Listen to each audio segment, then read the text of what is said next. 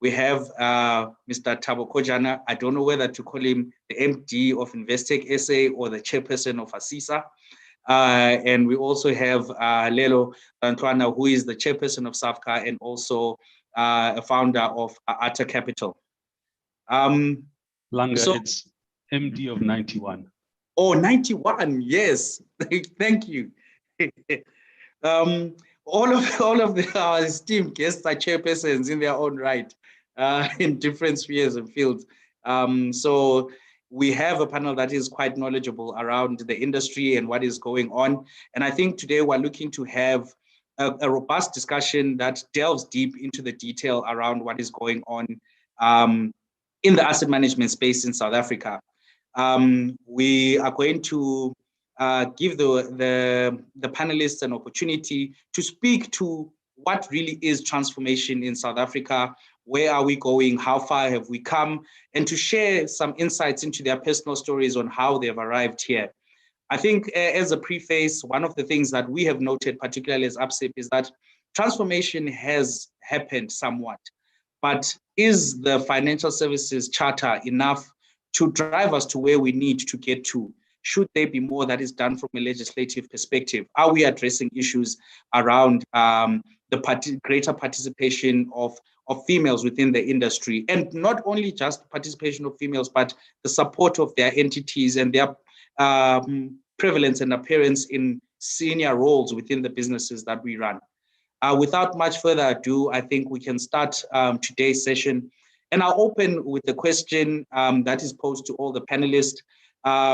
For what they call it, for order purposes, I'll ask Madam Caroline to go first, then Kami, and then Lelo, and then Thabo. I think I have done that in alphabetical order. The first question is, we are viewed as the custodians of investment into our ecosystem. So a lot relies on us in terms of driving the economy of South Africa. And yet we find ourselves in a place where the economic growth has slowed, transformation is not where we need to be, and we are considered to be the most unequal country in the world. Unemployment is skyrocketing. Do you think that we are investing in the right spaces that we need to champion and to drive South Africa's economic revival? And if not, where should we be putting our investment and what's stopping us? Thanks, Langa. Evening, everybody. Yes, that's a bit of a loaded question, so thanks for that to start with. But yes, I think we definitely have different and broader concerns and things that we need to be focusing on as an investment community in South Africa. We talk a lot about, we use those words about improving the world into which our pensioners will actually retire. And I think sometimes that really is taken too lightly, because what we're seeing, and we can see it during COVID, we're very much in the very middle of COVID, we can see that inequality growing daily, and it just is so unhealthy. And if we don't actually start focusing on investing in investments that are going to create jobs, that are going to be broader, more beneficial, more broadly in our environment, we really are starting to fight a losing battle. And it doesn't matter how well we do for our pensioners in my environment, in the pension environment, it doesn't matter how well we do. If if people around them can't look after themselves, and they end up having to support many, many, many more people than they should be just supporting themselves, we really are doing the wrong thing. So I think there's no doubt we need to be looking at different investments in South Africa. I think a myth is always that because we're looking at different investments, like more real asset environment, that has to come at a cost of returns. It certainly doesn't. I think what we're finding is that real assets typically are asking for, because of the uncertainty, or maybe because people's knowledge base is limited compared to other asset classes, that people ask for greater returns. That doesn't have to be the way it is. We can ask for a very, very moderate and appropriate return but we can make sure we are more knowledgeable as investors, and we can thereby broaden the base in which we're investing. Clearly, we have things that we have to look at in terms of what we're allowed to invest in, but those are things we need to think of, and we need to think about them very, very swiftly, because this tsunami is upon us. It's not just around the corner.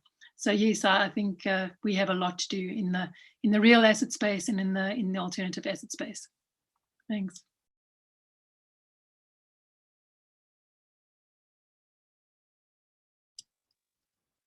Kami, you're muted.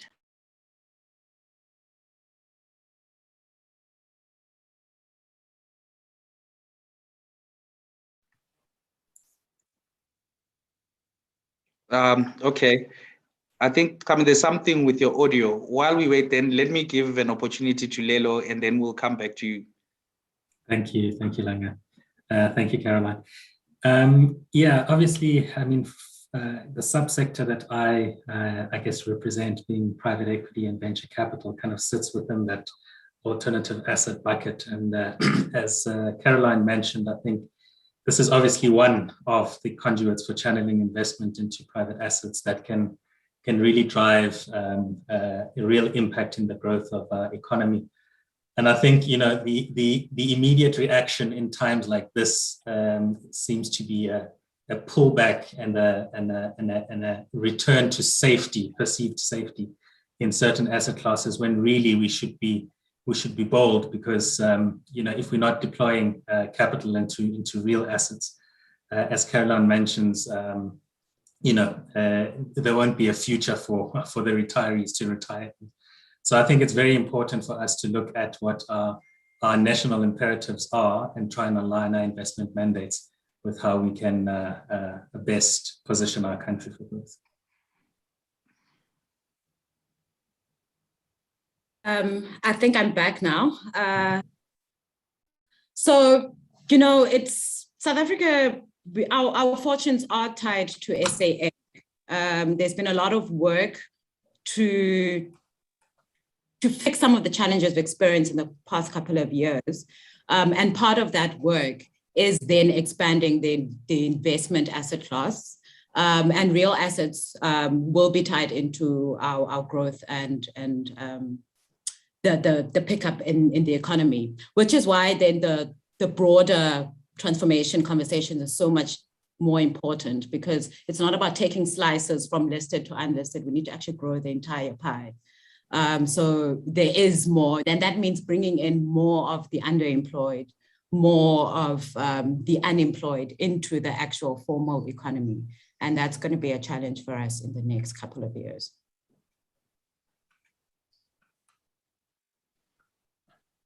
Good evening, everyone. Thank you, Langa.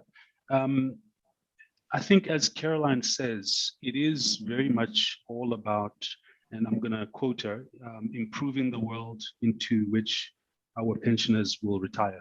Ultimately, that's the aim.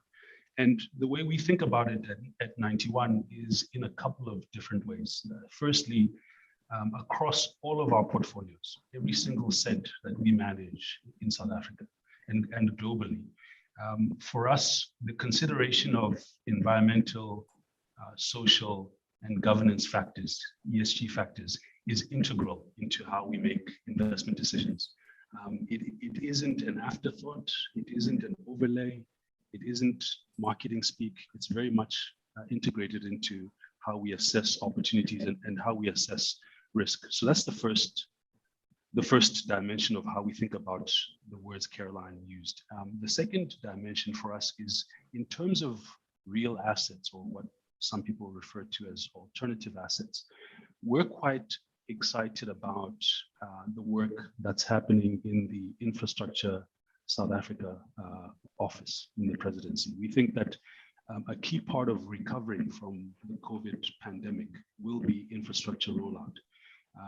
I think long-term investors, retirement funds, have been longing for infrastructure assets for well over a decade. There was a period where we did have quite a bit of stock come on stream, and retirement funds supported those investments.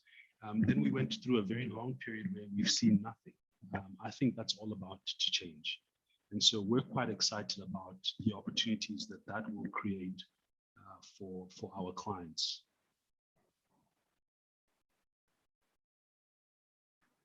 Thank you very much.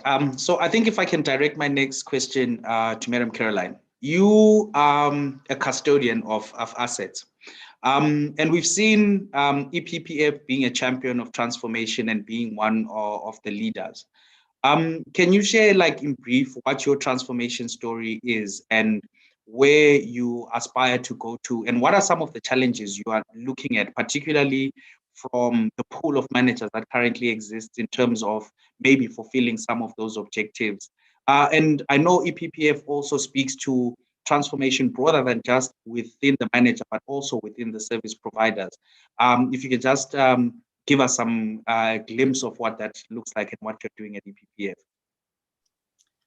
Thanks, Langa. Yes, I think at the fund, I'm very fortunate. I've come into the fund where a lot of the groundwork has been done. And in terms of, I think we can demonstrate quite clearly at the fund. And I think I do believe that we are a good example for what can be done. At every single level, we've actually managed to incorporate transformation very meaningfully. So both within our team, I mean, we are properly transformed within our team. Our exco is 100% Black and all very capable people. And so we can demonstrate that there's a nice pipeline coming through. I hope that people don't start to poach. But so within our actual team, we have an excellent team and we're well transformed. Then you've got, even within ourselves, as you know, we do manage our assets. We do a lot of asset management ourselves, and also within that team, really competent team, and once again, fully transformed.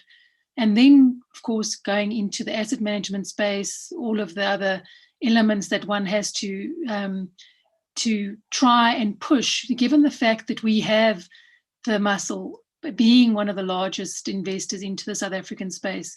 I think what has absolutely happened over time, as the transformation agenda has morphed within the fund, I think the fund's done it very responsibly and very meaningfully and also very supportively. So what we do have within the asset management space is we have a space which talks to the actual startup managers, emerging managers, and just Black-owned managers. And I think we are battling with the startup managers space. We can demonstrate of the domestically managed funds, externally managed funds, over 51% is in the hands of Black managers in those three different categories.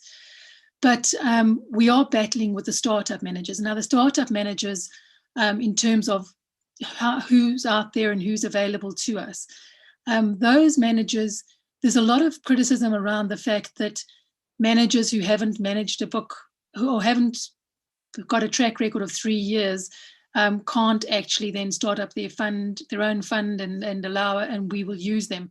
We do. So if you have a track record, yes, with another asset manager, but you've affirmed that you can demonstrate you have experience of 3 years and you have all the other elements that stack up to that, we will, give you an opportunity to manage assets for the fund. So I think we have got a shortage of startup managers, and we have to try and ascertain why and what are the barriers and what we are seeing that is just not enabling those people to come forward and then start up from there. That's anybody so anything assets under management of under 5 billion and with 3 years experience in whatever field they come from. So I think those are the things that we are now targeting and keeping a good eye on. But I must say our investment management unit is very supportive of these managers also. But I think that's something we do need to have a look at as an industry, enabling these startup managers in particular.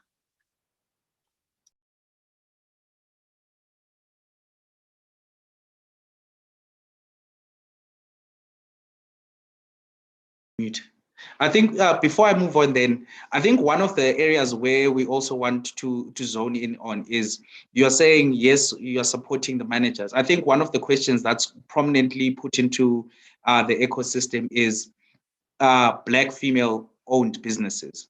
What is EPPF doing around the support of those particular businesses, and what proportion of your managers, if you do know, are Black female-owned businesses? Yes, so our target is 3% of the assets in those categories, and we actually currently are at 5.5% of our assets that are with Black female-owned companies. But once again, there is a shortage, and that comes, I think, to a broader conversation around supporting Black women in business. And we have had a conversation about this before, which is not just about Black women, it's about women generally, making sure that the support is there. And it must come, my belief is it must come in a form of equality, which is equality in the workplace for gentlemen and ladies to have flexible working, but that comes with the support at home as well. In terms of, I always say, if you want that equality at work, we also need that equality at home. And that doesn't mean that ladies don't continue to do motherly issue things and that, but it's just talking about sharing the load and being more equal in our home environments as well, supporting the ladies in the workplace, and also supporting our gentlemen. So I think we need to start looking at it as a bit of a broader equality, and being able to then really assist our ladies. I think there is obviously inequality in that equation, but I think we're getting a lot more flack from the gentlemen saying, hang on a minute, we also need to be able to, if we need to support our ladies at home, we also need to be flexibly supported in the workplace as well. So those are things that are a much longer and a broader conversation on the support of ladies in the workplace, but something that we do need to start talking about, proper equality in the home and in the workplace for both ladies and gents. Okay, maybe before I go, and I can ask one last question. I think it has been in the public domain and has been part of the discourse that EPPF had 2 female CEOs. And so I always will want to ask the question, what's the EPPF approach towards supporting females within the EPPF structures and ensuring that we do have a pipeline of future CIOs, CEOs coming through that are female within the environment of asset allocators, and more specifically, maybe within EPPF? Yes, look, I mean, I think at the head of the fund, it's been most unfortunate that we've lost these very valuable ladies to the broader industry. Our last CE, I think, is a perfect example of somebody who really has so much talent that it would be difficult for people to resist the temptation to poach her from our environment. But the point is, how do we keep someone in our environment like that? I think, without going into details, it is about, it's crystal clear that the fund was in a difficult space, and hence put a huge amount of pressure on whoever would have been our CE at that time. So I think those are things, quite rightly, you say, how do we support them in future? And I think we are really cognizant of those pressures that came through and were put on CEs of the past, and we've learned from that. And I think that does go to understanding what the pressures are.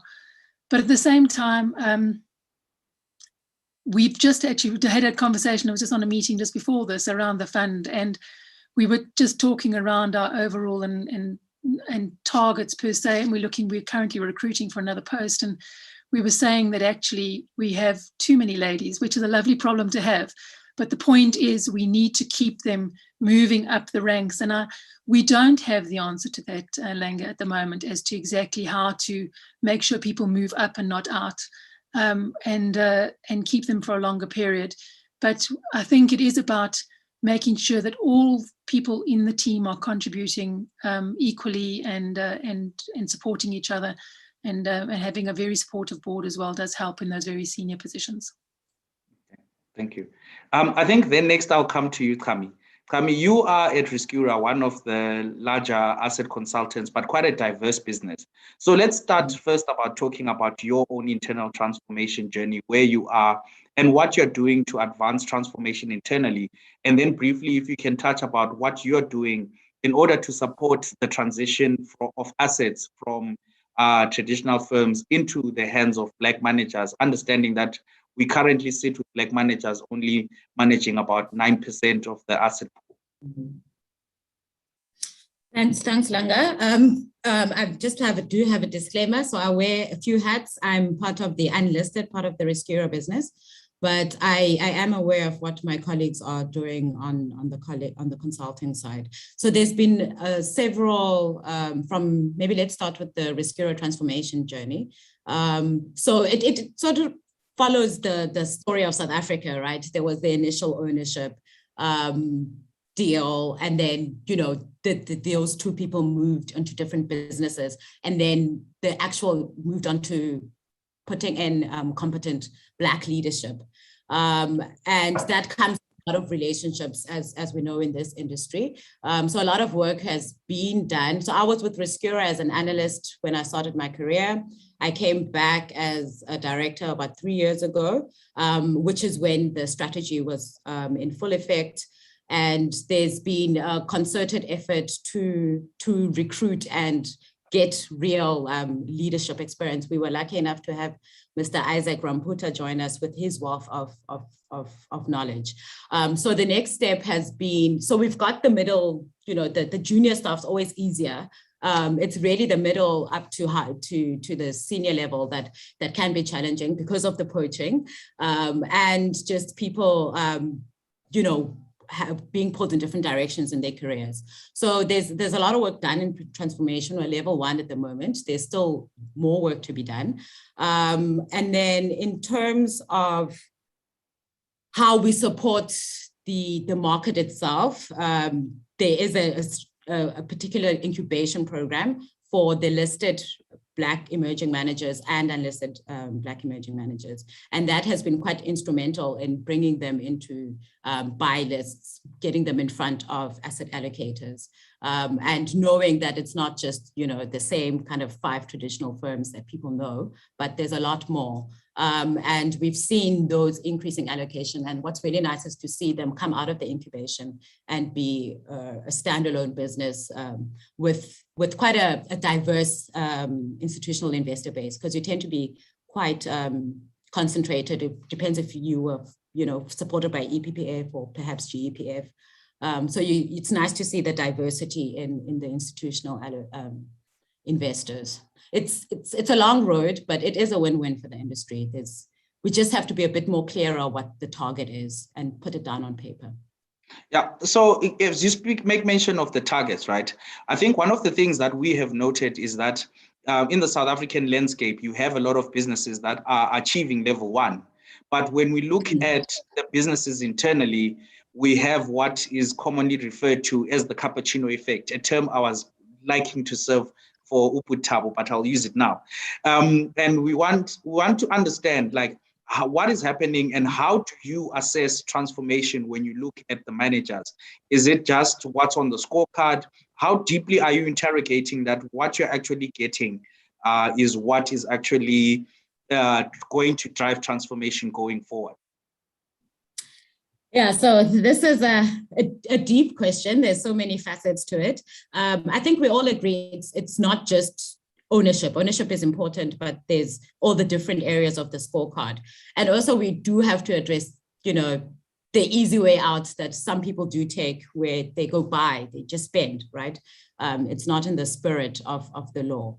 And I think they definitely need to, from our positions as custodians, move that conversation, which is part of what we're doing tonight.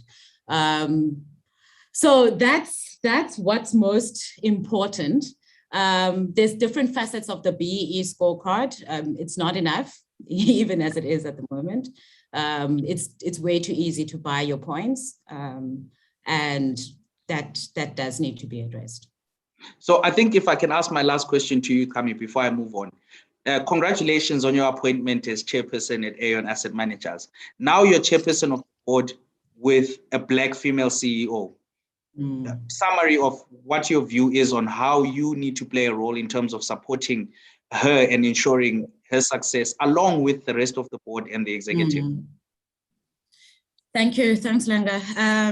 You know, it's been an incredible journey with Aon, and Asif is an incredible human being. He was quite intentional in his strategy, in his diversity and inclusion strategy. When I joined in 2016, it was a smaller firm and a smaller team. And he was intentional about going to find the right talent and not just, I have a Black investment professional. Make sure that you will fit in the culture, and then did a lot to actually incentivize young Black investment professionals working in his business so that you do have that sustainability and equity. So I completely take my hat off to him. And he made a point about finding the potential and then growing it internally, which I think what was Caroline was also alluding to with have a 3-year track record. Doesn't matter where it was, but we need to start thinking like that. So find the right person and give them the skills, the development, and give them enough time frame so that they are ready to step into it. I wish Tsecho all the best. There's nobody else. She's an incredibly talented human being. Thank you. We look forward to seeing more of her in the industry and on other dialogues like this. My next question will be directed at Lelo.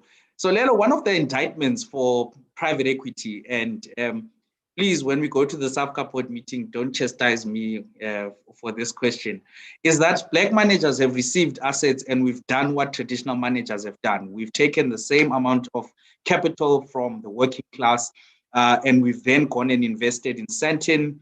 We don't really see the impact of allocating funds to Black managers coming through. What do you say to that indictment, and how do you think the landscape is changing in terms of what private equity is doing to make a better South Africa? You are still on mute, my chair. Great question. Look, great question, difficult question.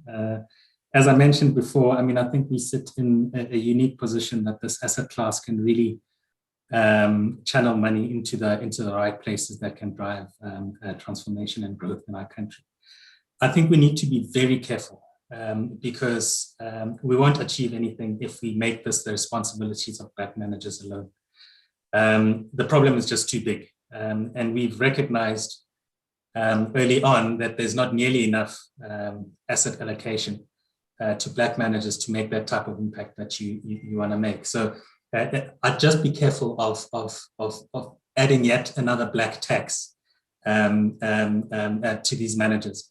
But that said, I mean, I think, you know, obviously we all have the same asset owners, LPs in our world.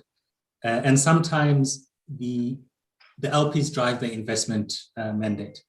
And often to get capital out of the door in an environment where, you know, Black managers have struggled to get the capital out of the door, sometimes you need to conform to these existing mandates that are understood. So I don't disagree with you that I think there should be a greater focus in how that capital is deployed. And I think the industry should be held accountable, you know, if it is going to use this narrative to put itself in a position where it can raise better alternative assets from the asset owners. We should be held accountable to realizing this way of investment. But I do think that it is the responsibility of all the managers, not just the Black ones. Okay. As a follow-on question to you, Lelo, SAFCA plays a critical role in terms of its advocacy for private equity. One of the big themes that came out last year was the amendments, proposed amendments to Regulation 28, and SAFCA was a big proponent of supporting those regulations. Now we are in this whole period where we're waiting to see the outcomes. Realistically, can you just summate why SAFCA was championing this change, and how will we, in the long term, as South Africa, benefit from this change in policy and Regulation 28? And do you think Regulation 28 goes far enough in terms of the social imperatives of Regulation 28 with regards to speaking to the transformation imperatives that exist in this country? Yeah.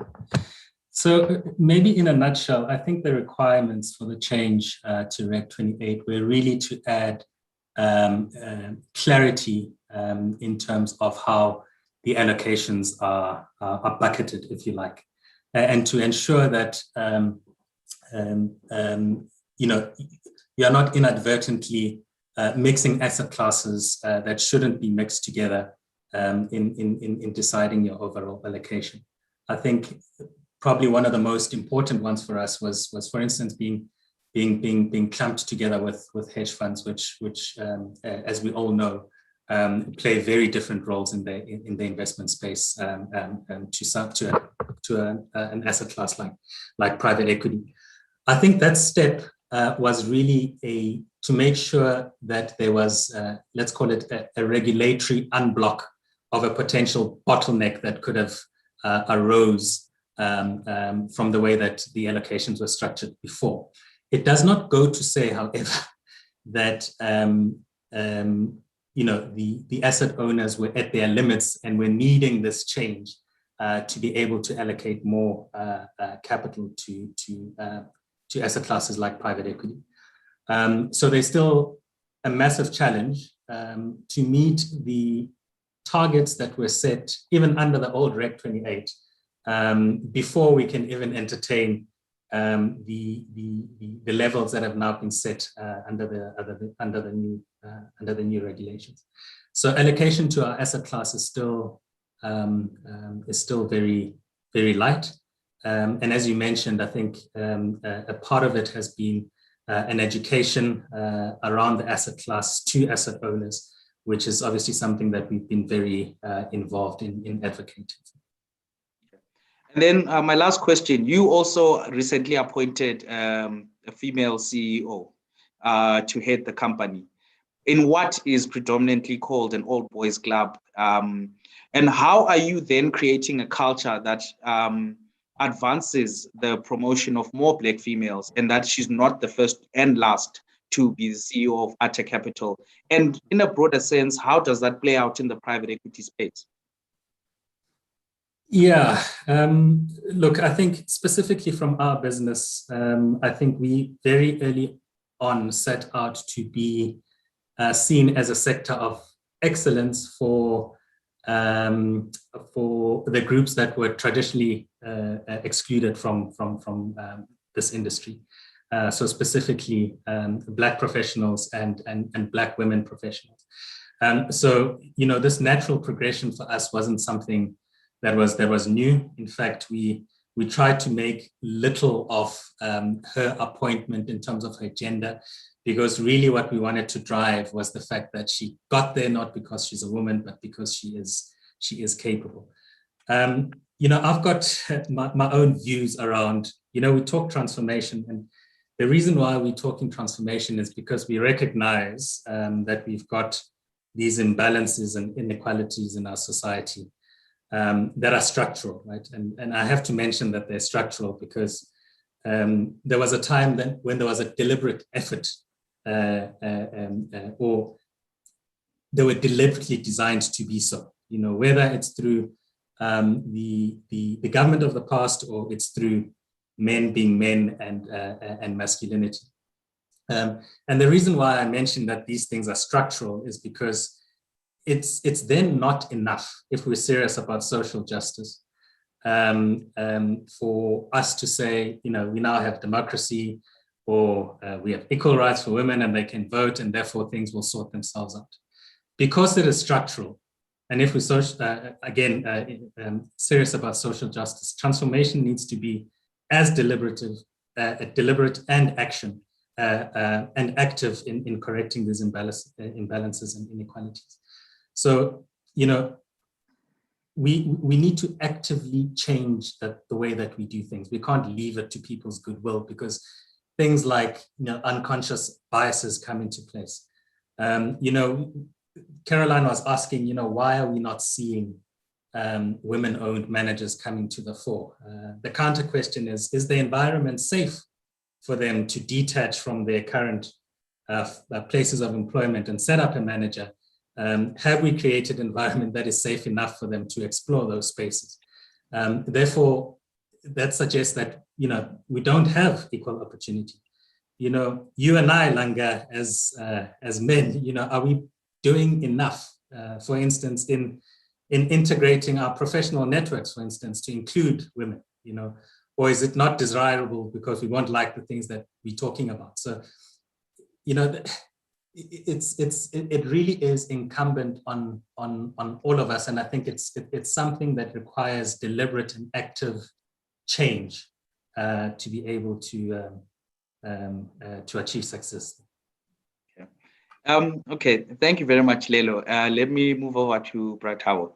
Let me start with my question to say 91, one of the big players in the space, you chairperson of ABSIP, both as 91 and then as ABSIP, maybe 91 through your ESD and your corporate social investment, and ABSIP is an institution that speaks for managers vesting in the listed space. What are you actively doing to try and make sure that you are supporting emerging Black businesses? And to allude to Lelo's point, to help as a traditional established entity to create a space that allows for the emergence of new players? Bra Langa, so do you want me to wear my ABSIP hat or my 91 hat too? You can switch between the two. Okay, I'll put on my 91 hat. So transformation for us at 91 is far more than a moral imperative. It's in our minds, it's very much a business imperative. Why is that the case? Because we are a talent business. Our most important asset is people, talent. And we fundamentally believe that in the long run, if we are to remain competitive, if we are to remain relevant, we're going to have to continue to attract the very best talent out there. You can't do that, in our view, if you're not transformed. It's very difficult to attract the best female talent if you're not transformed. It's very difficult to attract the best Black talent if you are not transformed. So for us, transformation is actually about making the investments today to ensure that we are long-term relevant and long-term competitive. So the focus of our transformation efforts is on transforming ourselves, the internal transformation. And I'm happy to talk about how we're progressing in that regard. As far as external transformation, supporting Black businesses outside of ourselves, our focus has really been on Black-owned stockbrokers.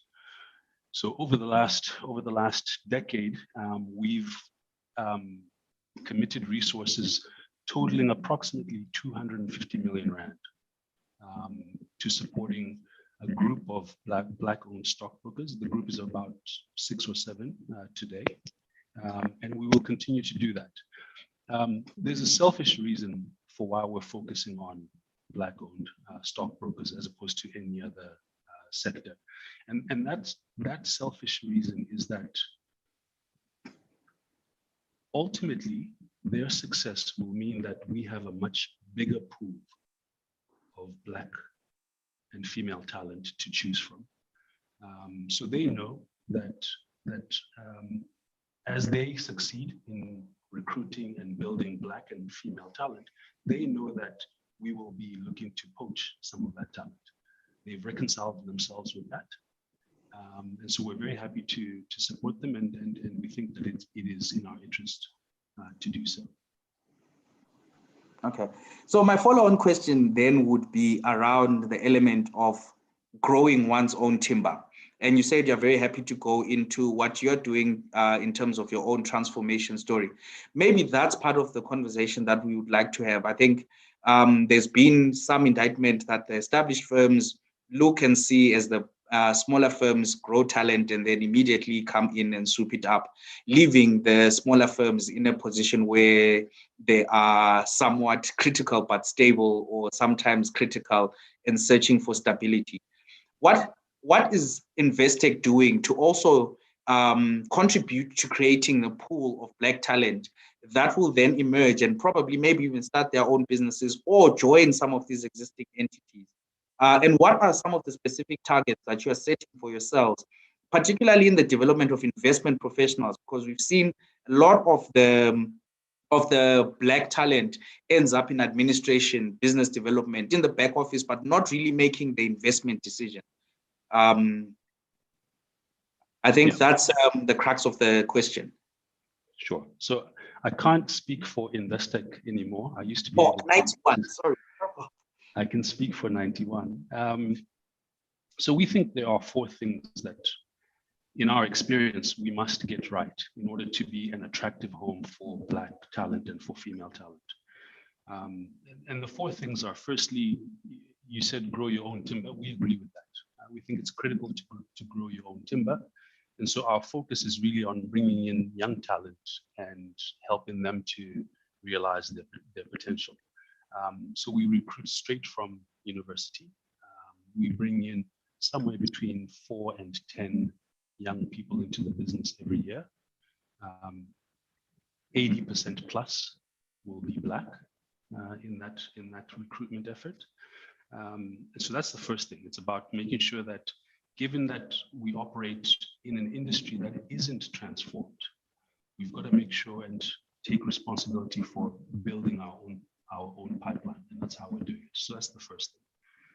The second thing is you've got to have the right environment and culture. And what that means is the way we think about it, the way we articulate what the right environment is are you an environment, are you a culture that will enable everyone, regardless of gender, regardless of ethnicity, regardless of background? It will enable everyone to realize their full potential. And so that's the aspiration. Culture, environment and culture is number 2. Number 3 is, and it took us a long time to come to this conclusion, but we've come to the conclusion that you do need mentorship. We resisted it for a long time because our view was that mentorship should happen informally. People should create their own bonds. It shouldn't be a formal thing necessarily, because we're not big on formal and structures. But probably about, 7, 8 years ago, we realized that yes, informal mentorship is a good thing, but you've got to support it with something a little bit more formal, and a little bit more structured, a little bit more systematic.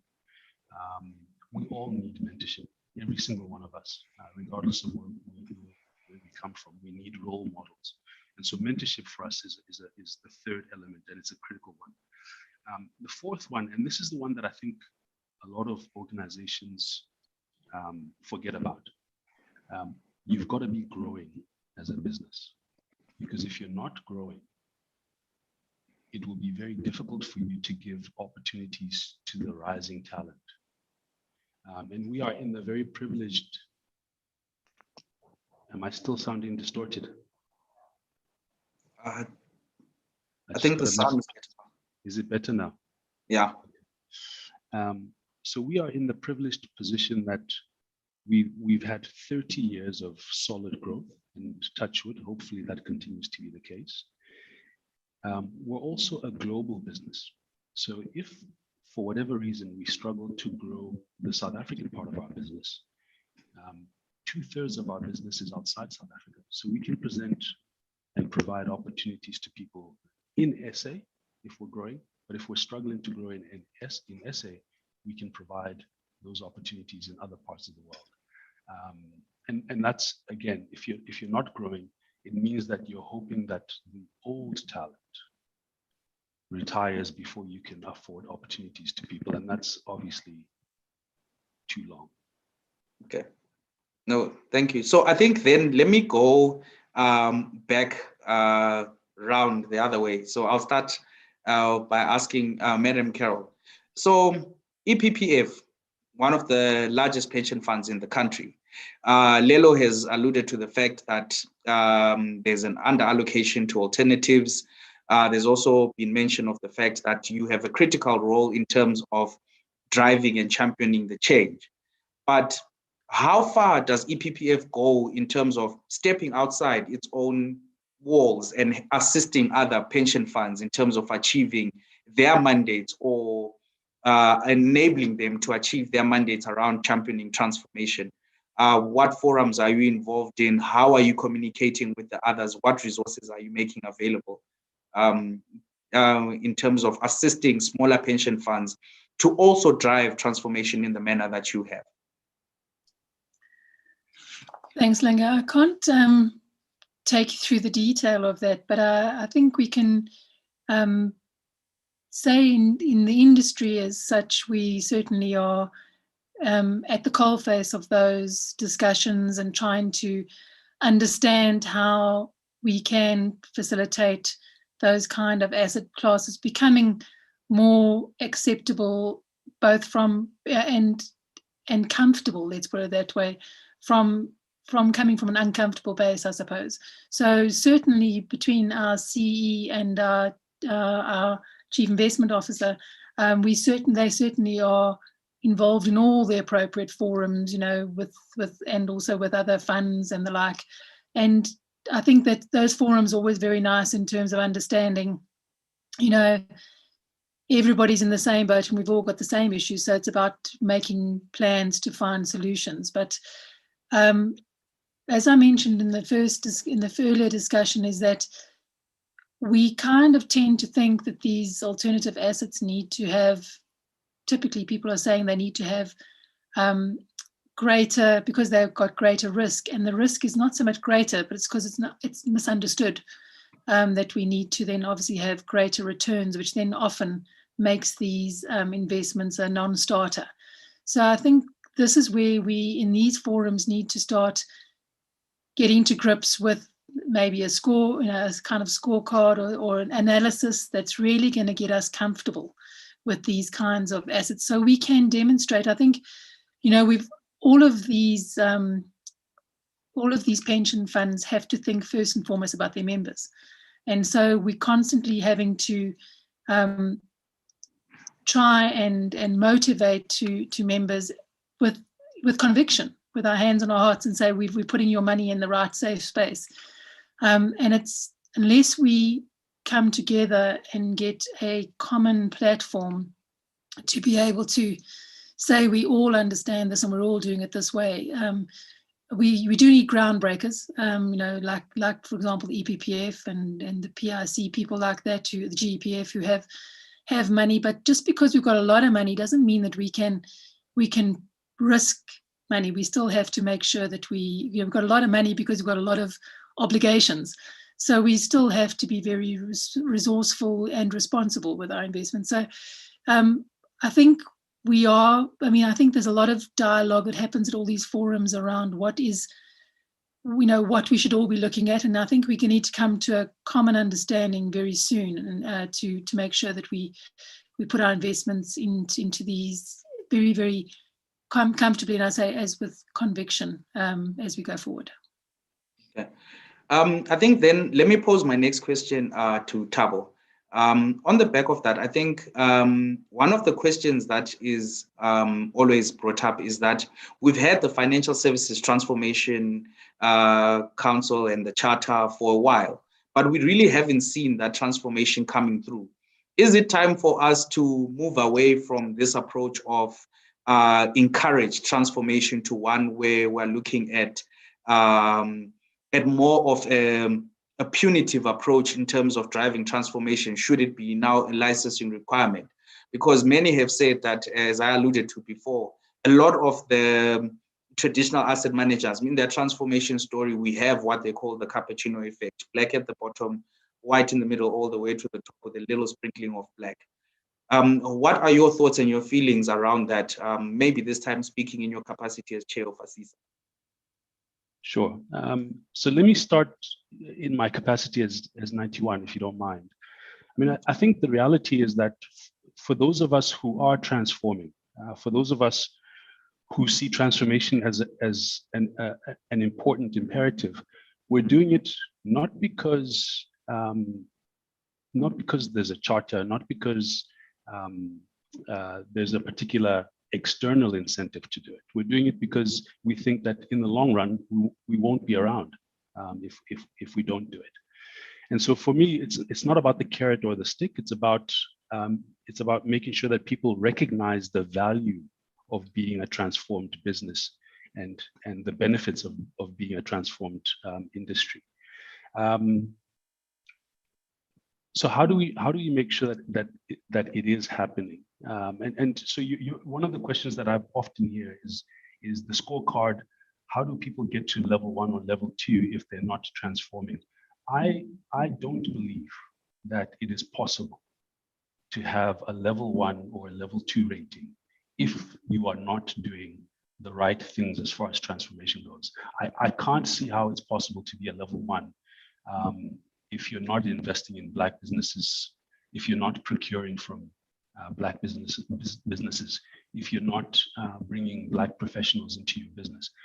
I don't see how you get to level 2 or level 1 without those things. So for me, the scorecard has actually been incredibly helpful as a way of framing the sort of initiatives that we as a business need to be looking at, given that it's broad-based, multidimensional. It's very helpful in that regard. It's also been, I find, very helpful in giving you comfort that you're progressing in a way that's measurable, systematically measurable, and consistent from year to year. So I think that in the main, my view is that the industry is transforming. Could we go faster? Absolutely, we could, and we should be trying to go faster. But there's no doubt in my mind that the direction of travel is the correct one. Some are moving faster than others. I hope that 91 is one of the ones that's moving fast. But there's no doubt in my mind that the industry is transforming. Okay, maybe you can then speak a little bit more about the role ABSIP is playing to champion that transformation, your participation at the FSTC, and generally within the industry. So ABSIP is doing a few things. One is, and I think you touched on this, Langa, earlier, is we've got an ESD initiative. We call it Foster the Future, which gets involved in a whole bunch of things. So it gets involved in providing financial and business management support to Black stockbrokers. It gets involved in supporting Black-owned businesses in all of our value chains, the insurers' value chains, the asset managers' value chains. It gets involved in providing bursaries to Black students, to providing jobs for Black graduates. So it gets involved in quite a lot, and it's been a very good way for us to pool our efforts, because I think there are benefits to having economies of scale when it comes to transformation. And so it's been a very, I think, effective way of making sure that we pool our efforts where it makes sense and that we get those benefits of scale. The other thing that we're trying to do is we're in a conversation with ABSIP around two things in particular.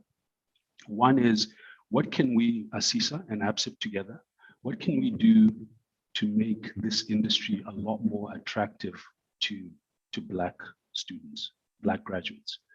I'm not convinced that we are winning the battle, the war for talent relative to the IT industry or relative to some of the global brands, the Googles and the Microsofts of the world. I'm not convinced that we as an industry are winning that war for talent. And so the conversation between us and ABSIP is, how do we make our industry a lot more attractive for Black professionals so that they choose us over Google? So that's one conversation that we're having together with ABSIP.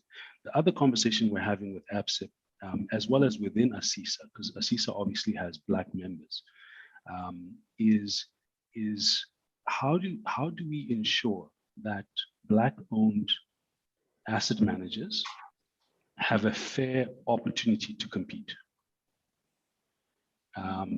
Is there a level playing field? And if there isn't, how do we ensure that there is? And so that's something that ABSIP has expressed a willingness to work with us on.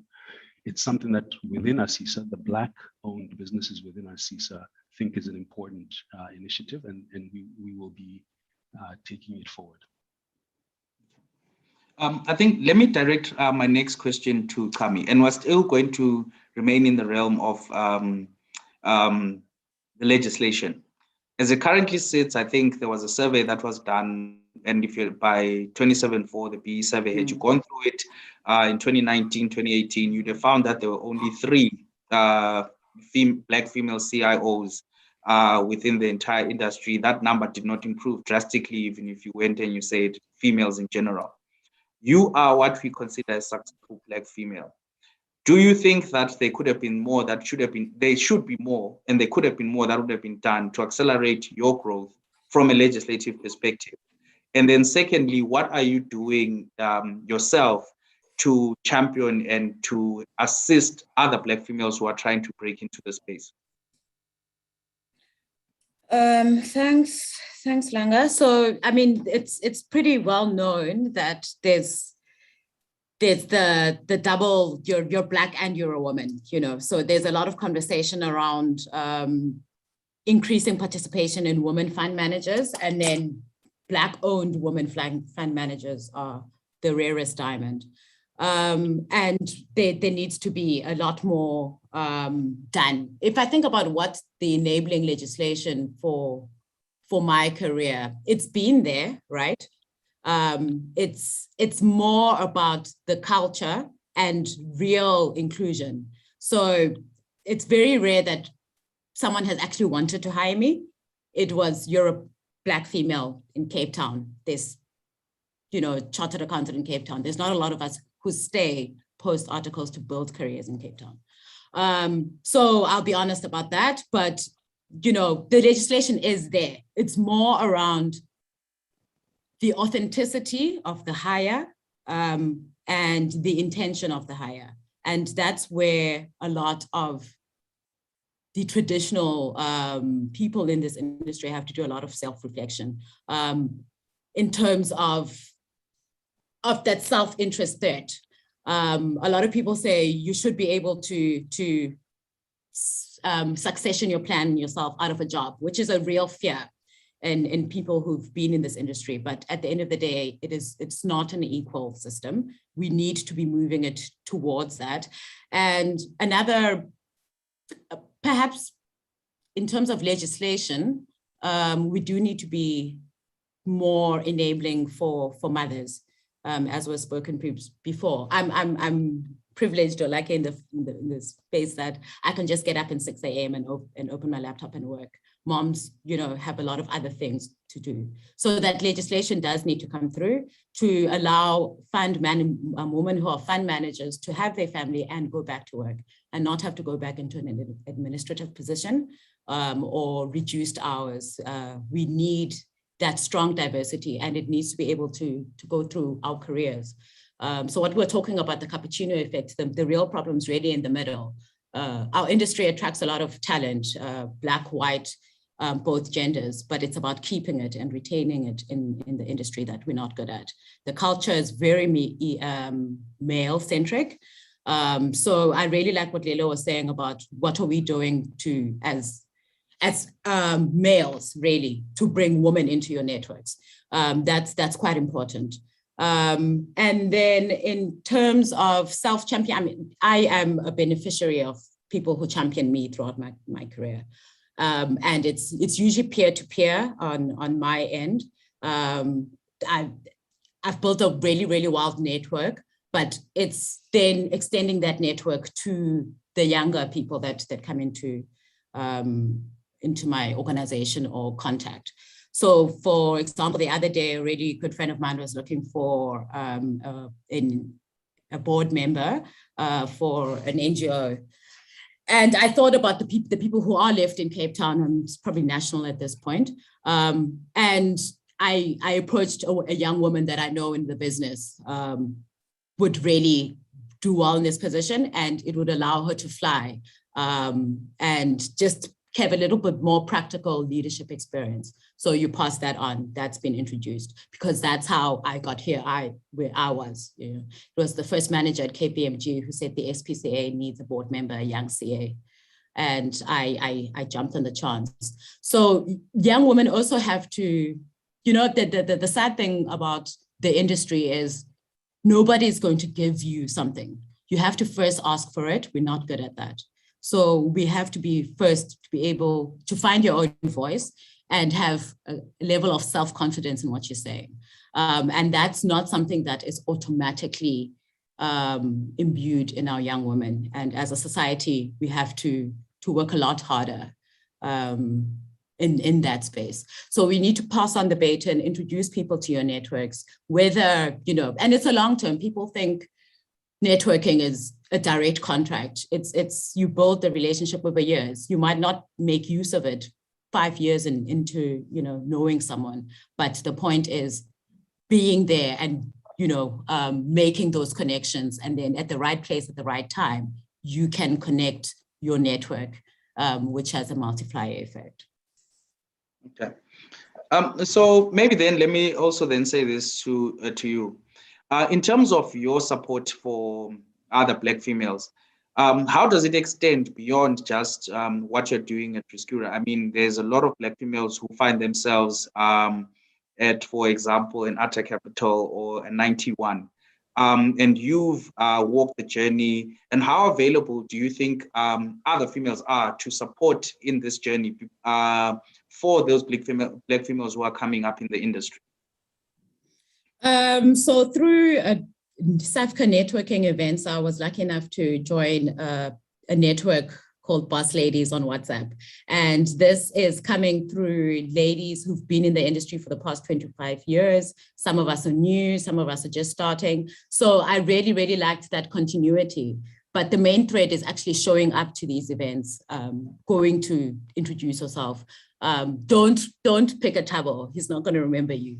Pick Tami, she might remember you. That peer-to-peer network is critical, and people think you network up. No, you network sideways. Those are the people who know you on an everyday basis. And then in terms of what I really, so in Rescura, in the unlisted space, we've created almost a pipeline into private equity. And then what we've did, we always think of ourselves as a training office for private equity, independent view on private equity in SA. And we formalized it about 3 years ago when we got our CA training program. So this year, I'm hoping to sign off my first 2 private equity trained chartered accountants. And that's going to be incredible because that network is usually quite male and traditionally quite white. So we struggle, it's not advertised in the newspaper, it comes through networks. So I'm really, really looking forward to seeing that and keeping some of them in the business, seeing some of them in the market. The next 5 years are going to be an incredible time for private equity. And already we've come quite a long way from when I started in 2011, where there were maybe 10 of us in a conference. Now it's solid 200. Yeah. Kami, can you WhatsApp me the names of those graduates after this conversation? Please, I take commission, my friend. And I'm going to fight you for the talent myself. No, so my next question is to Lelo. Lelo, big drive for infrastructure investment, big drive for social impactful investment, big talk about ESG in the South African landscape. Is it a real thing? Are we actually going to see investment into infrastructure? And are we really seeing the application of ESG by managers in the landscape? Maybe you speak for private equity more than the traditional asset management space, which means immediately after that, that same question applies to my learned colleague, Mr. Thabo Koja. Sure. So from my perspective, and apologies for my light that keeps coming off, Langa, I would say the conversation is going in the right direction. It's gaining proper momentum more than I've seen from the asset owners in a while. I mean, traditionally in the private equity space, and maybe in other parts of the sector too, I think ESG and impact investing was seen as some sort of cost or suboptimal investment sort of mandate. And traditionally, the investors that have supported it have seemed to be the offshore DFIs. But that narrative is changing. I mean, we are seeing more and more pressure from our existing local pension funds looking for us to drive specific mandates that look at things like infrastructure, impactful investments, whether it's around healthcare infrastructure or education. So the conversation is definitely going in the right direction. And you know, obviously, when the asset owners start to make the noises, the asset managers fall in line quickly, because obviously they want allocation to those assets. But I think more and more, you know, with advancements in technology, etc., I think ESG is being seen as a real investment opportunity rather than a grudge purchase. So I'm fairly excited in that space. I think there's the right conversation happening with the asset owners. I think the asset managers are aligning themselves appropriately. And guess what? The DFIs, after retracting a little bit in our space over the last few years, are also back in full force, driving that investment mandate.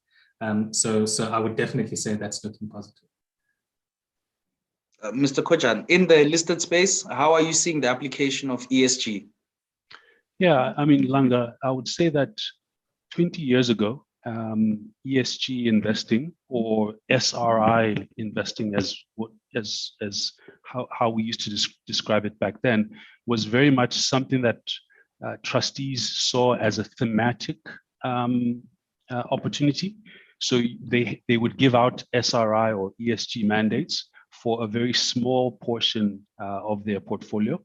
But I have to agree with Lelo that today we've come a very long way. So today, I don't have any conversation with any trustee that doesn't involve the question, how are you making sure that when you deploy my capital as an asset owner, you're considering all of the other factors? So ESG is no longer on the side. It's actually fundamental to how we manage the whole portfolio. You made mention, and I think Caroline also made mention of some of the pioneers in making sure that we get to the point where we're at now. And I must commend the likes of EPPF, the PIC, the very large, well-advised and often well-resourced retirement funds have driven this agenda. And so I think we're absolutely in the right space as far as ESG goes. Infrastructure, I think the appetite for infrastructure is enormous. Lelo made the point that the clarification of Regulation 28, so that hedge funds and private equity are not bucketed together, was an important one. I agree, it was important. But I don't think that the low exposure to infrastructure for South African retirement funds was driven by lack of demand. And it wasn't driven by a regulation that isn't clear. It was driven by the lack of supply. So now that we've got a regulation that is clear, buckets that are not confusing, and hopefully over the next decade, we will see significant supply of infrastructure assets. I think you're going to see that exposure growing rapidly within retirement funds. Okay, thank you very much, sir. I think let me take some questions from the attendees to the session, and I think let me direct this first one to Madam Carol. I think one of the challenges that is noticed is that Black managers join incubation programs and never graduate. What are the conscious steps that EPPF takes to ensure that Black managers move as they progress in the business, and what form of support is given to the different businesses to enable them to transition out of the incubation and emerging manager labels? Yeah, thanks. I think on that side, you know, we've got proper experience whereby we've sadly had to, you know, terminate certain of these mandates because people are unable to graduate, their assets are not growing, or they continue to rely on one or two investors.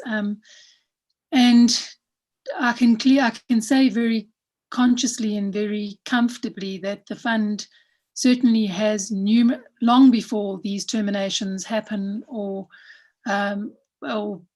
we have to have a look for, you know, new managers. these conversations are being had whereby we are asking why, what's happening, so that we can see from our side whether we can facilitate where they're going wrong or assist them in terms of getting assets moving and growing their asset base. But I do believe, we get typically, and it's been said and alluded to earlier today as well, is we get a musical chairs effect where people are moving around and jumping ship, and so you get people who don't really want to stay the course within those asset managers. But the fund is very open, and we really do facilitate and put a lot of time and effort. It's one of those 80-20 principles where things are going well, they kind of go on autopilot, whereas where they aren't, the teams are putting a lot of time and effort into trying to understand what's wrong and assist in those areas. So we certainly don't just let them flounder. It's ongoing conversations, a lot of interaction with those managers.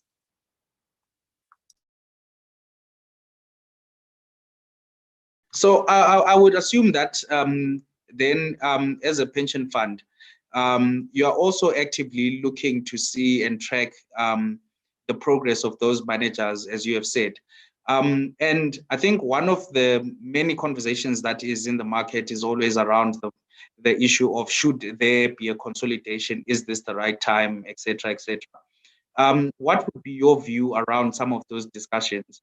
And then secondly, there's always another conversation that comes up that says that Black managers are clustered within a particular product set.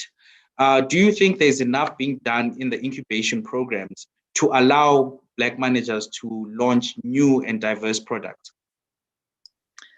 So maybe to come back to what Lila said earlier, I think sadly it is one of those situations where, we're comfortable with certain asset classes. We believe that we've got a good handle on those, and so where we are confident, we then want to manage people in that space. So we do kind of, I suppose, we certainly do put people into little boxes in terms of what we're trying to manage purely from our confidence perspective.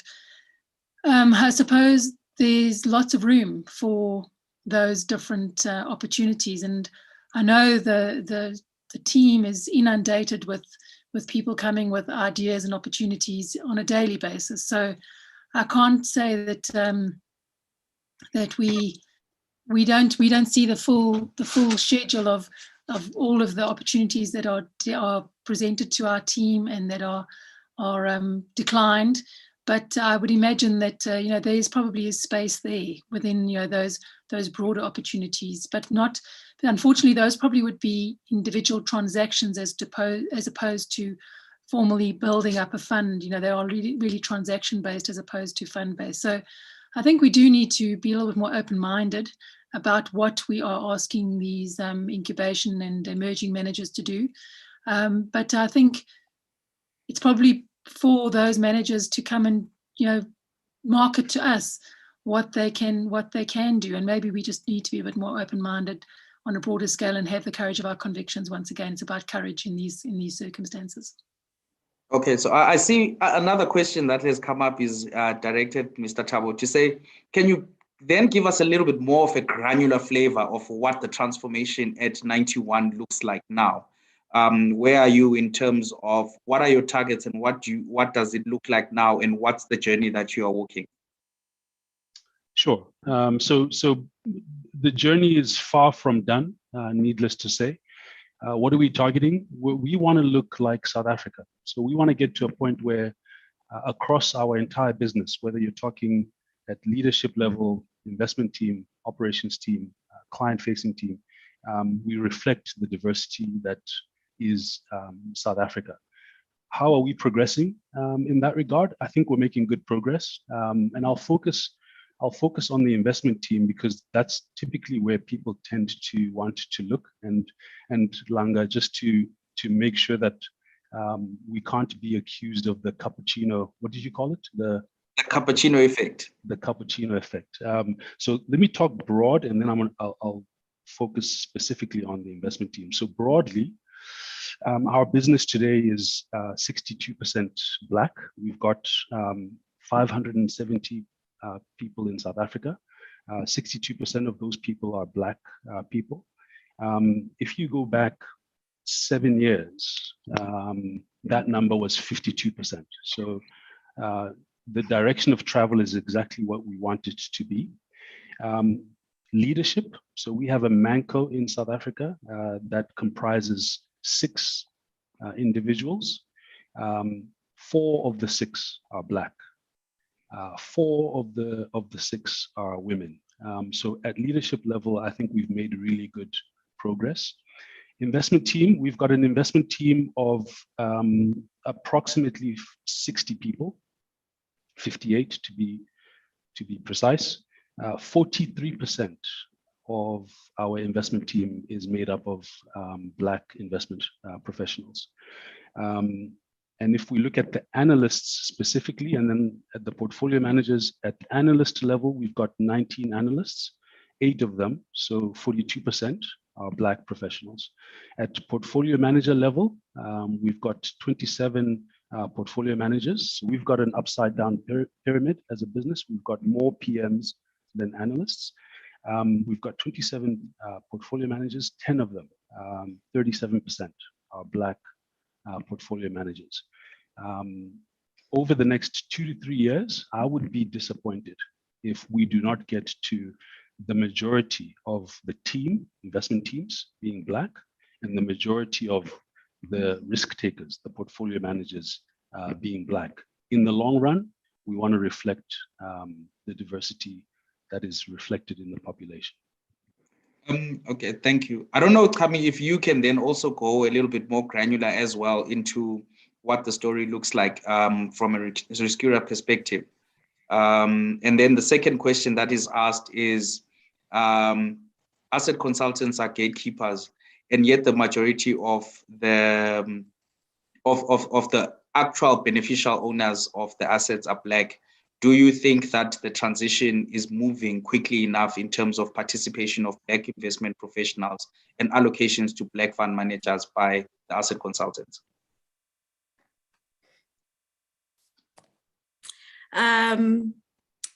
Let's start with that one. It's the thorniest.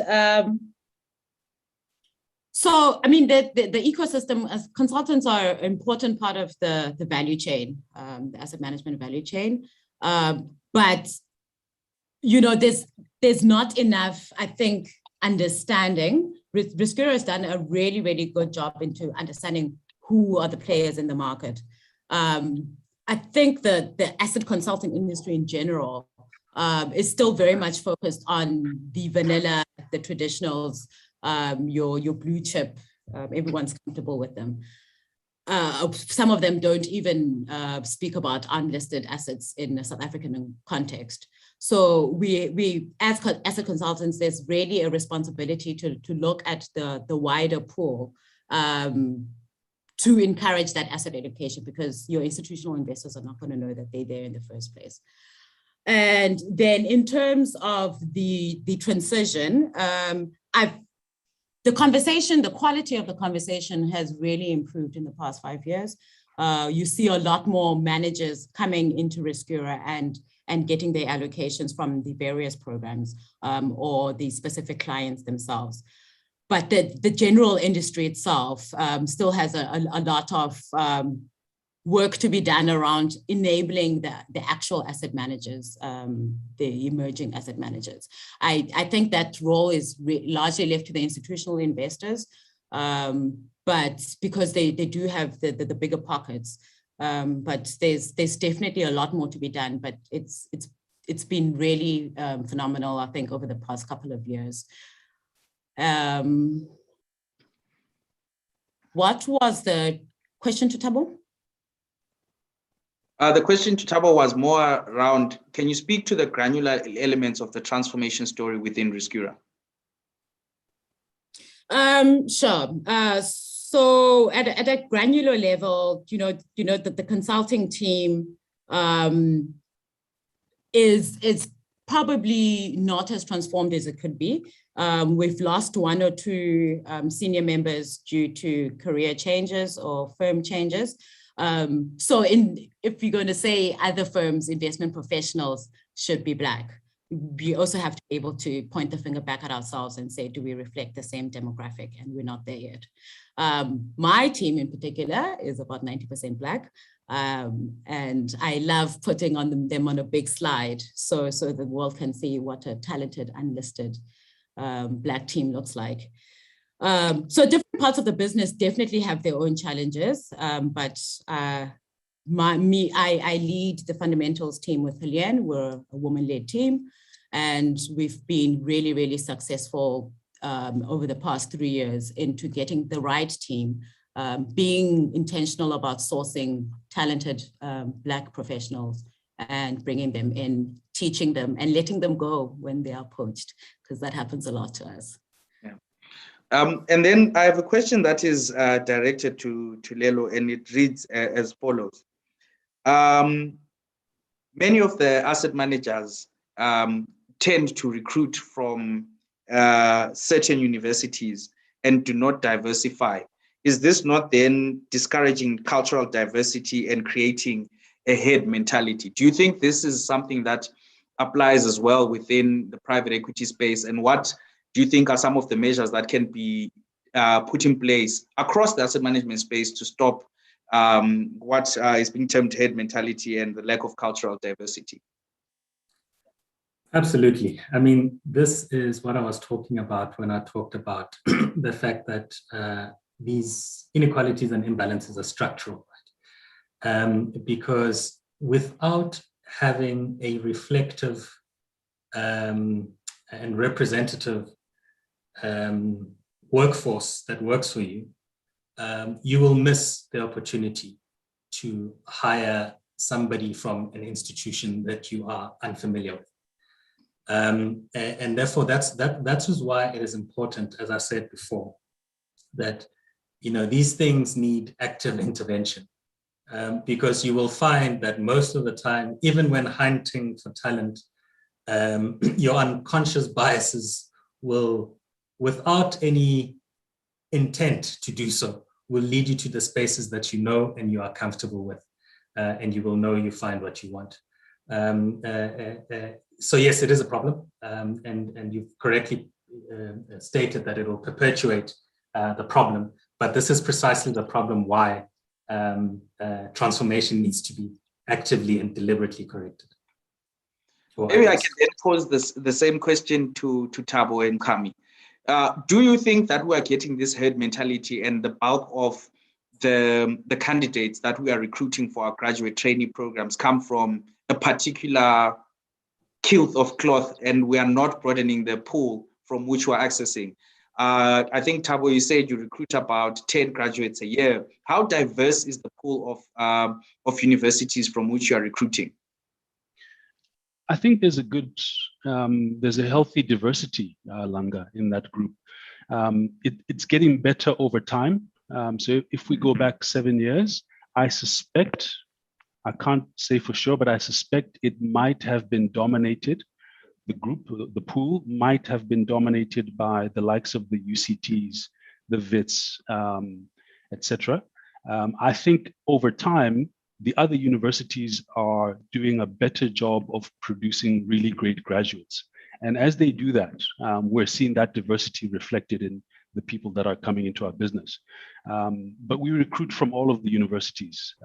We obviously have a bias to mainly, I would say, the Western Cape and Eastern Cape universities, because our experience is that Black professionals from those two parts of the world tend to be more comfortable in Cape Town and tend to be comfortable with a long-term commitment to Cape Town. So we've got a bias towards Eastern Cape and Western Cape universities, but we recruit from all over. Kami, your views? So in my first year of the program, I think I also did stick to sort of the top 5 traditional, but I wasn't quite happy with the diversity. I mean, they were Black, but UCT vets, there's a certain privilege and background that they all come from. So in the second year, we made a concerted effort to recruit from PE, NMMU, Northwest University, Free State, KZN, UJ. I found a few people, I moved them down to Cape Town. So the challenge is also getting young Black professionals to actually move to Cape Town, like Tom was saying. Somebody said, I'm not coming to Cape Town, and that was it. And that's really quite a judgment on how safe Black people feel in this, in the Western Cape. Not very. And you know, the Western Cape and the Eastern Cape, we're comfortable with Cape Town, PE, you know, we're neighbors.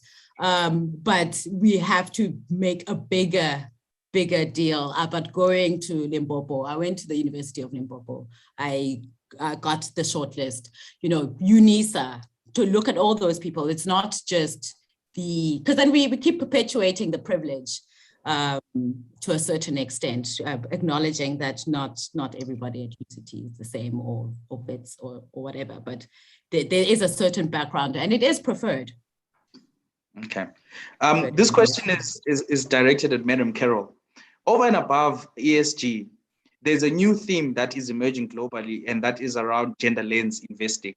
As an asset allocator yourself, what are you doing to infuse this into new mandates? And also, what trends are you seeing across the different forum of asset allocators in terms of encouraging gender lens investing? I was hoping you wouldn't ask me that question, because I really don't actually have the answer to that. Certainly, obviously, we look to, we would always be grateful to see, female in particular investments, specifically, resolving, and supporting female businesses in that environment. But I can't tell you exactly the numbers. I'm embarrassed on that one, but certainly it is something that is important, and I must take it back, and I'll make sure I put it into my memory bank for future. But yes, I think when I was listening to Tabo's discussion a little bit earlier around ESG and the like, I remember going back to 2008 when people started talking about environmentally sound investments and things. I never ever thought it would be actually something that would stop investment if you were not environmentally responsible. So I think those things certainly are things that evolve and need to evolve a little bit faster than they have. I certainly will take that back and make sure I make myself more knowledgeable on that element. Apologies for that. Not a problem. Kami, unfortunately, I also have to pose the same question to you. You sit within a house that has an asset consultant. What are you doing in terms of also focusing on this critical new element of gender lens investing within the broader Riskura business? So I'm lucky to know about it through the specific network I spoke about it, but it's not quite a thing yet, where it is part of you've got your Black emerging managers, but the gender lens conversation, I think it's still a developed market conversation, and it's coming in. It's important, but I have to be honest. I can't say directly. I don't want to lie. I can't say that there's been a specific program to say we're going to encourage gender-focused investing, but it's. I think mixed teams, people are a lot but more comfortable with mixed teams in the moment versus the traditional sort of 90% male investment teams. Okay, so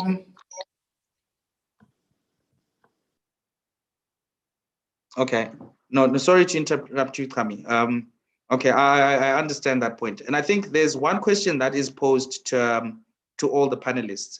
And that question is around the mandate of today's conversation, which speaks to ABSIP is looking to develop a blueprint on transformation in the sector for sustainable outcomes beyond the scorecard.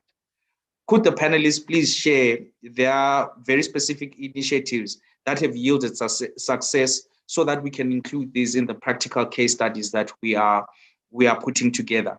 I think I will start with Madam Carol, Kami, Lelo, and Tabo in that order.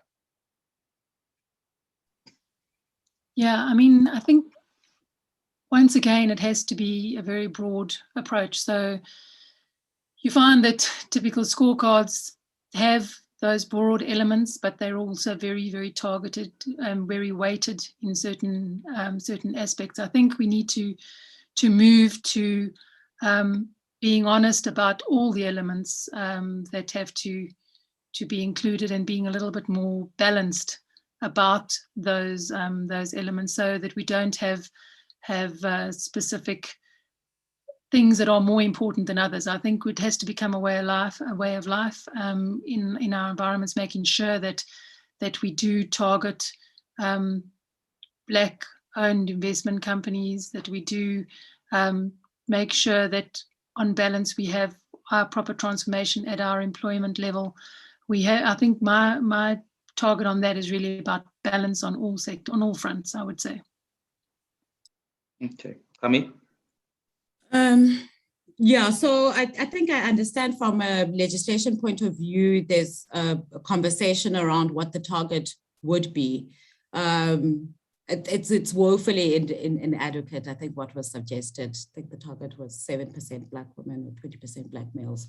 And 30 years later, that's not gonna do, that's not the blueprint that we want to follow.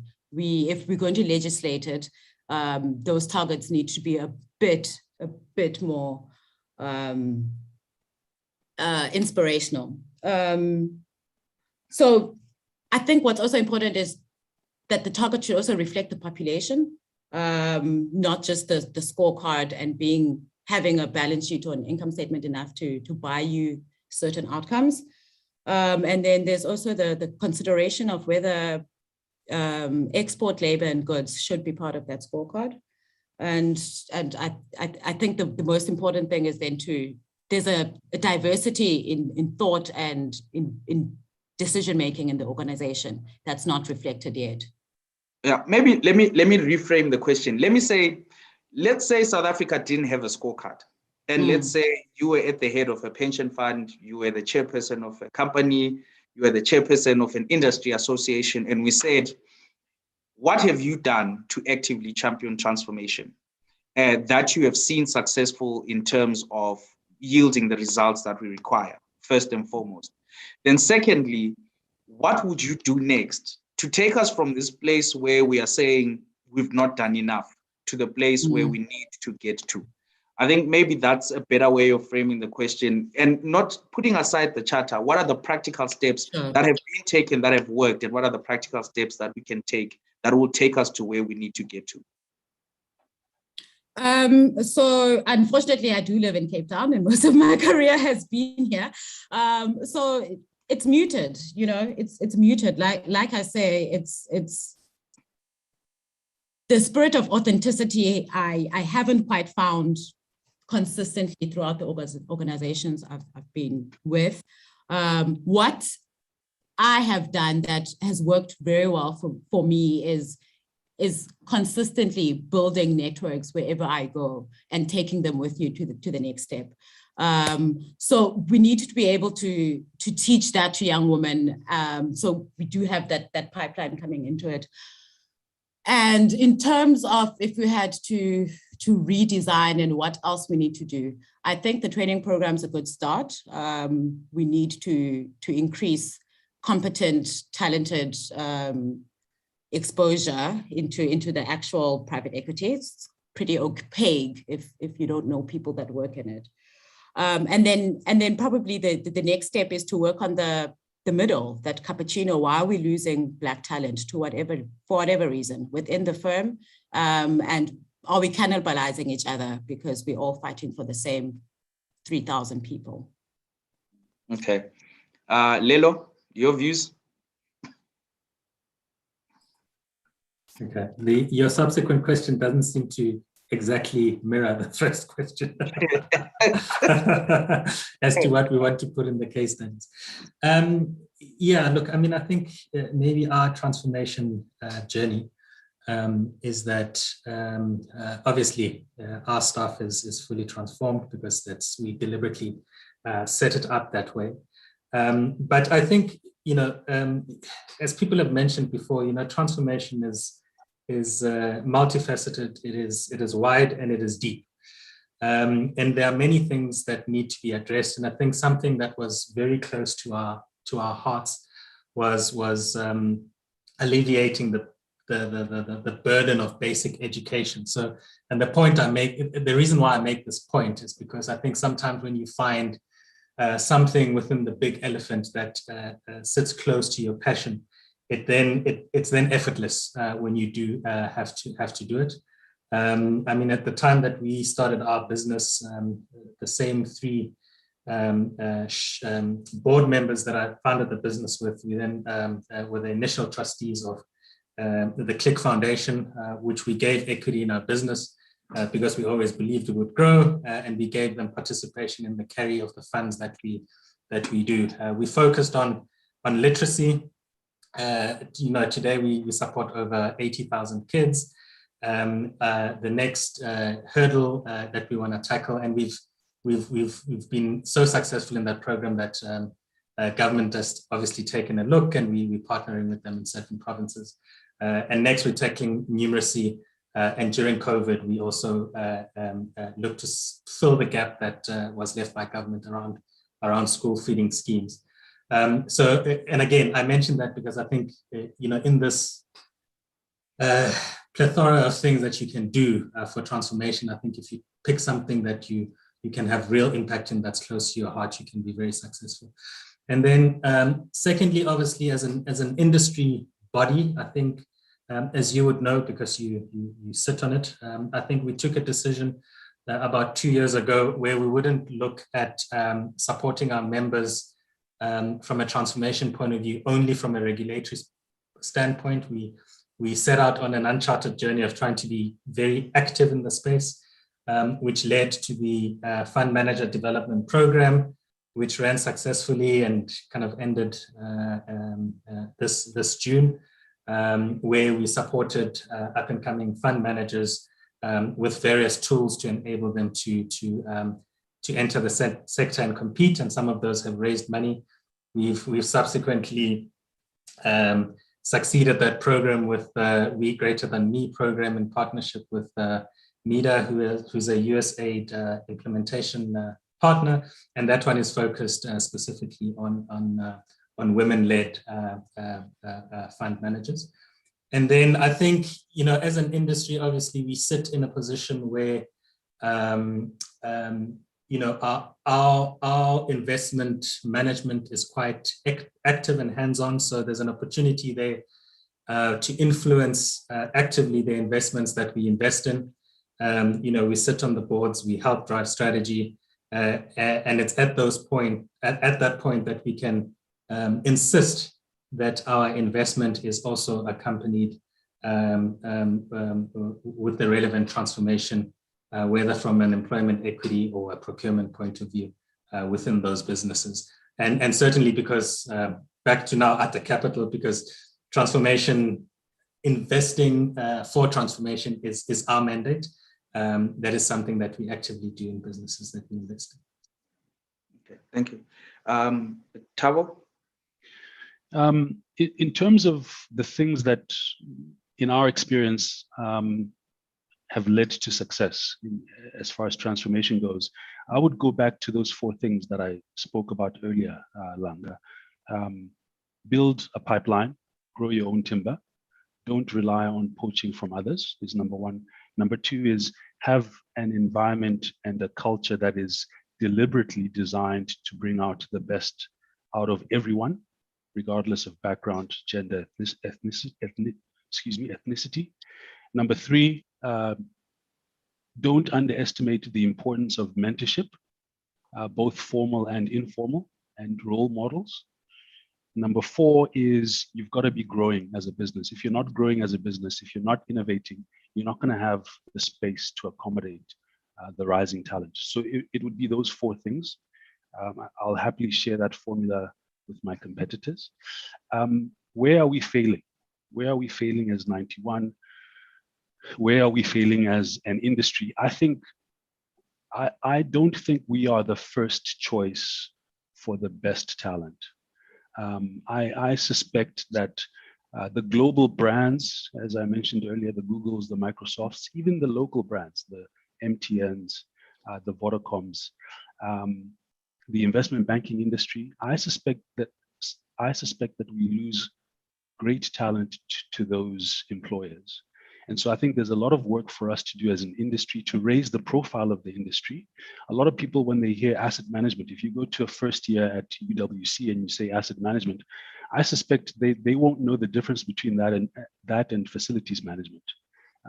That doesn't help us when we try and recruit them 4 years later. So raising awareness of the industry and helping, sharing the excitement that we feel as participants and members of this industry with people who might not know the industry, I think is critical. So that's where I think we're probably letting ourselves down. Okay. Okay. Madam Carol, maybe you want to also just contribute to my rephrased question. Sorry, yes. I think maybe just to rephrase my response is more around, I think it comes down to authenticity and being authentic about her approach to this. Do we really genuinely want to do what's right and honestly mirror our country? I think we need to do that, and I think maybe that's what I've taken away from Thabo, from the 91 agenda. I think is we need to make sure people actually live this. You know, we can do scorecards, we can do whatever we want, but I think the authenticity element of it, and so it probably does come down to mentoring. We do have a huge amount of coaching, but I think our coaching within the EPPF is probably more linked to actually, you know, executive management and all of that kind of stuff, as opposed to really understanding the broader perspectives of what our country needs and why these things are absolutely should be an imperative. So I think maybe the authenticity element, and I don't know how one puts that into any kind of scorecard anywhere along the line, but I think we need to start actually being honest about it and really living this. We've got to move to a point, you know, where I've always said I want to live in a country ultimately where we go to the polls based on what's right for our economy, what's right for the people, as opposed to, you know, who we are historically aligned to. And I think that's the kind of thing we need to get to a point where we go to where we vote our investment rands with what's right for the broader authentic country debate. So I'm sorry, that's not a tangible thing, but I think that's really where we've got to try and make the difference. Thanks. Okay, so thank you very much. I'm going to ask two questions, noting the time, and then also round robin in terms of response. The first question is, one of South Africa's gravest challenges is the issue of financial inclusion. And one of the underpins for that is financial literacy. Do we feel that the industry is doing enough? Are managers making themselves available to make people understand the products that they're actually investing in? And in particular, are they doing this enough in the historically disadvantaged communities? I don't know, maybe we can start with Madam Carol, Camille, and then Thabo as well.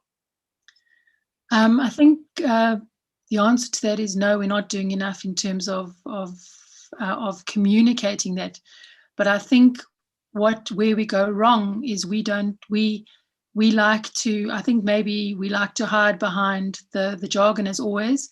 I think if we are honest about things and we simplify things, you find that within our economy, we have people who are completely uneducated, but are highly financially literate in their own environment. They are very smart with money. I have seen people who are well educated and cannot manage money, and I've seen people who have not educated at all and they can manage money. So I think we fail in terms of being able to simplify things and explain things, because sometimes we don't want to be open and honest and transparent about things because it's nice to hide behind some of the jargon. So I think a lot can be done there. Thanks, Lenga. Thank you. Kami, your views? And so we have a big focus on financial literacy in terms of the organizations we support from an ESD perspective. And then what was done practically is storytelling is quite a powerful tool. So about 2-3 years ago, Risker started this process of led by a very very talented writer of finding all the Black writing talent, taking these financial futures and putting them in a story so people can actually understand the sustainability of the planet, how it impacts your life, because you don't really see it. We're beginning to see extreme climate events every year now, and it's going to be normal going forward. But 3 years ago, we wouldn't have imagined that. And those were built into those stories. And I think that was an incredible start in terms of getting even financially literal people to start thinking of the actual impact of the financial future on the grandkids, etc. So I think that was a really, really good start. But in terms of grassroots financial literacy, I'm not sure that we're communicating enough. So in terms of the retail products, so I know, like, our parents know unit trusts, they might know money market, but I really don't even mention private equity when I'm home. I don't, like, where would I start? So, that is part of it. I probably should start. Yeah. Lelo?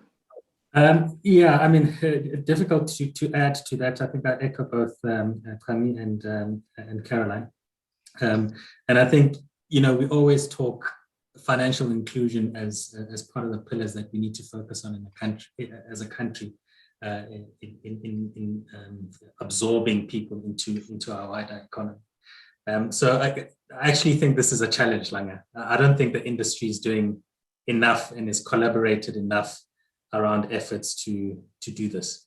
So, and I mean, there are pre-existing channels that one can utilize, whether it's through the asset owners reaching out to the asset consultants reaching out to the asset owners and their member bases and starting disseminating information that way, and then expanding those programs to even more places that wouldn't usually be touched by financial products. But I see it as a challenge now that you've mentioned it, because we always talk about it, but there's no concerted effort to address it. Okay, Thabo? Yeah, Langa, I would say that the insurers are doing a much better job of it than the asset managers. So in other words, the number of people who have a life insurance policy, I would guess, far exceeds the number of people with a tax-free savings account or a unit trust. So I think the asset managers can learn from the life insurance companies as far as financial inclusion and financial literacy goes.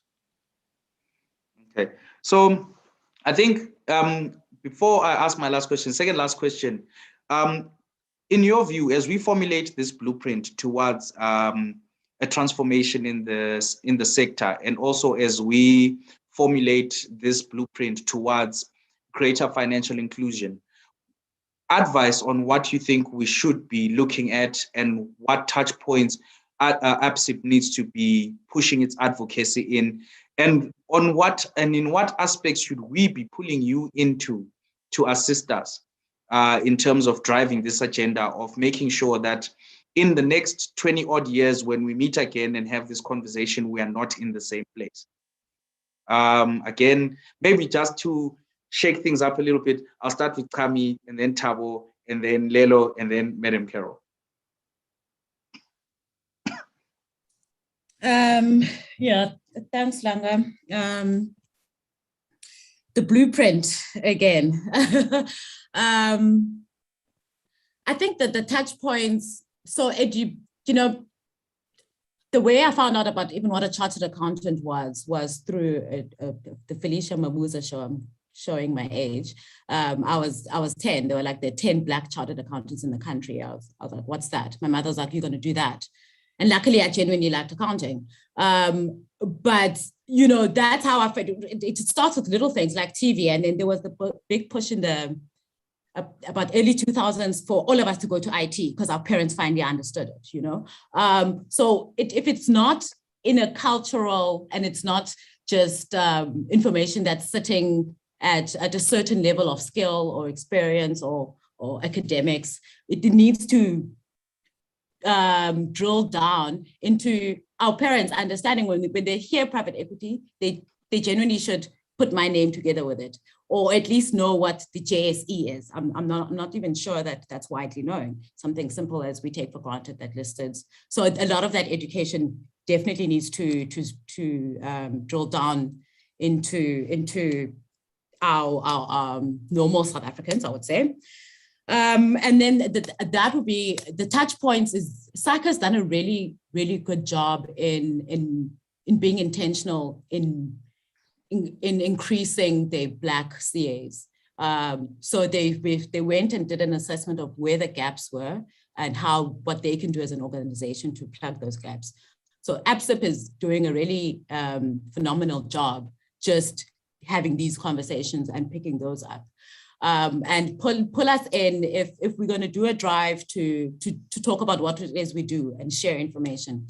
Pull me in then. I love doing school talks and speaking to younger people to genuinely understand what we do. We do need to make a lot more effort in communicating that clearly. Okay. Thabo? I guess I would give two pieces of advice, Langa, to you and your colleagues. One is let's focus on making sure that we're bringing in Black talent into the industry. Let's do a much better job of attracting the best talent being produced at the universities. I don't think we're there yet, and I think ABSIP has a critical role to play in getting us there, is the first thing. The second thing I would say to ABSIP is fight as hard for Black professionals as you do for Black-owned businesses. You don't have to choose which one is more important as a stakeholder. They both are. And I don't know how much airtime Black professionals and their needs gets versus the airtime that Black-owned businesses get inside ABSIP. I don't know, but I'm hoping that it's equal, and I'm hoping that ABSIP sees both professionals as well as Black shareholders as being important and not having a bias towards any particular group. Okay. Lelo? Yeah, there does seem to be a common thread around attracting talent into our sector. So I would also go with that.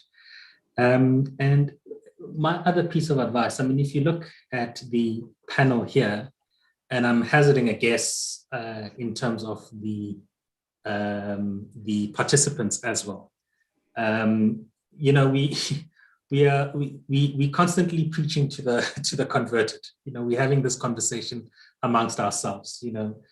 We couldn't have picked in the EPPF a more transformed asset owner, right? I think we need to be having these conversations broader with entities that maybe are not so transformed.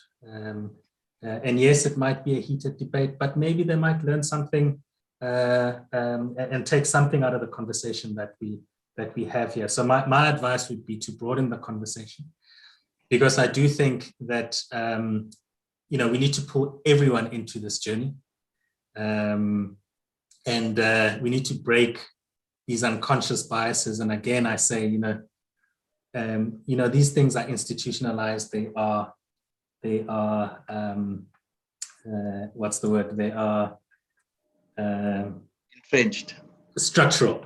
Yeah, structural. And in breaking that structure and breaking that cycle, it's going to need a conversation with the dissenters of the view as well as the supporters of the view.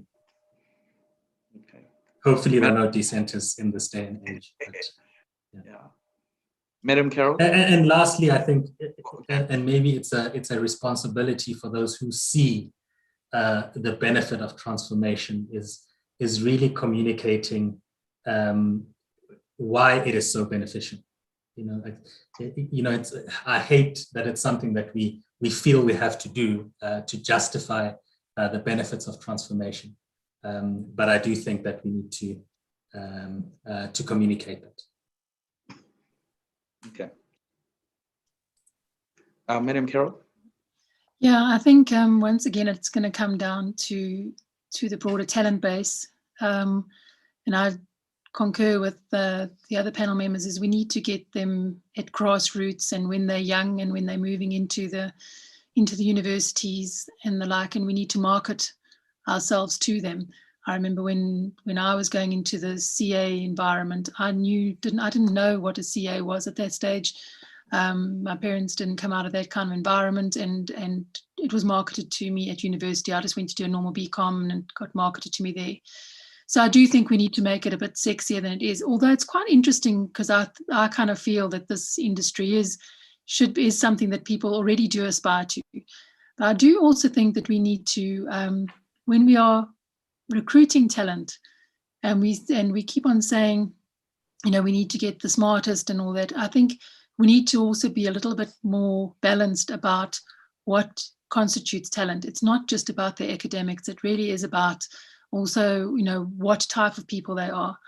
And in terms of the aspiration to learn and broaden their views. We also need to have a bit of professional etiquette amongst ourselves, is when it's very tempting for young people in this environment to job hop, not because they are not committed, but because they see an opportunity arises and they say to themselves between 2 and 3 in the morning, what if this opportunity doesn't arise again? And I've only just been in my job for a year, but maybe it doesn't arise again. So I need to take the opportunity as it does. And we need to, as professionals, also just recognize and maybe just leave people to their own devices when they've been in jobs for a very short time, not go around poaching. Let them also just, get a little bit, stand their ground for a while, get a bit of experience in that, because you do need to understand things a little bit longer and get a bit more experience in your roles. Not saying have the same experience 10 times as opposed to 10 years of experience. I'm not saying stay 10 years in a job. I'm saying just give people a bit of space to grow in their current roles before we start poaching people around. So that's my views. Thank you. Okay, so I'm going to ask my last question before we wrap up, and it will be again to all the panelists. ABSIP sits at the coalface of championing transformation in the sector.